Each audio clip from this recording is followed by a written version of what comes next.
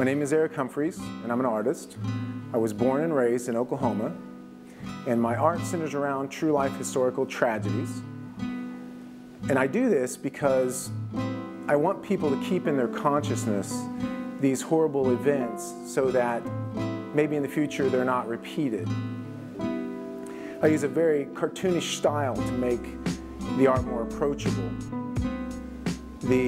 The idea was to take poorly known historical tragedies and make bright, stylized, contemporary pieces of art that teach people about them. And this duality that's created by the almost cartoonish appearance of the canvases and the really grisly subject matter allows people a way to learn about these instances without being so turned away or horrified that they just totally turn it off.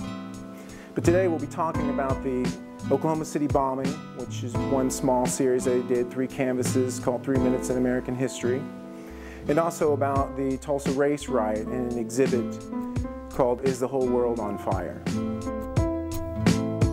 The first exhibit we're going to talk about is called 3 Minutes in American History. As you can see, it's set up in 3 different canvases. And those canvases are based on the idea that the memorial is based on 901, 902, and 903, the minutes before, during, and after the bombing.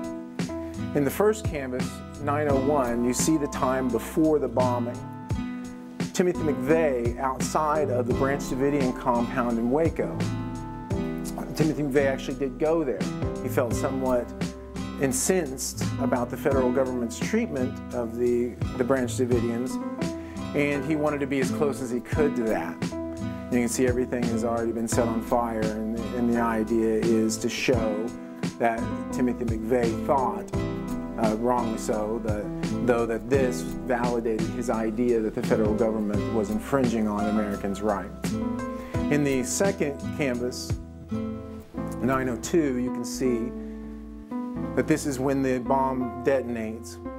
You can see that people were reacting. The images that correlate with the real life people who were reacting in certain ways.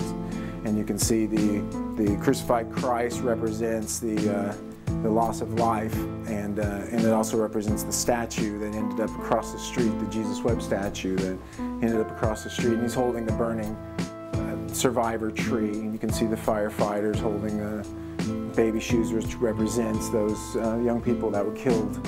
In the third canvas, you can see this is the fallout of the activity, the time that came after the bombing.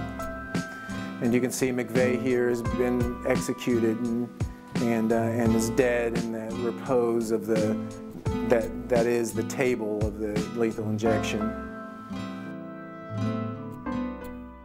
Also here at the Tulsa Historical Society is a second exhibit of canvases called Is the Whole World on Fire? And this series of 8 canvases is about the Tulsa race riot of 1921. It couples actual photographs from the time period, text, and large colorful canvases to lead the viewer step by step through the roughly 16 hours of rioting. If we start with one of the canvases, and this canvas is called Like Hell I Will, and it depicts the main event that gave rise to the violence that turned into the Tulsa race riot. The blacks and the whites at the time separated, blacks running back to the safety or fighting their way back to the safety of Greenwood, and the whites left dazed by the whole thing and not sure what to do. And the rest is told canvas by canvas in the exhibit.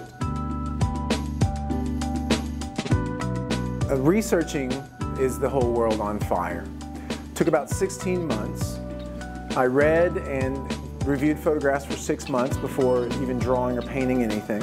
And after all this time researching and painting and learning about the Tulsa riot and also Greenwood, I'm very eager to go back there and to see the John Hope Reconciliation Park finished. I had monitored its building, and now I'm excited to go and see it.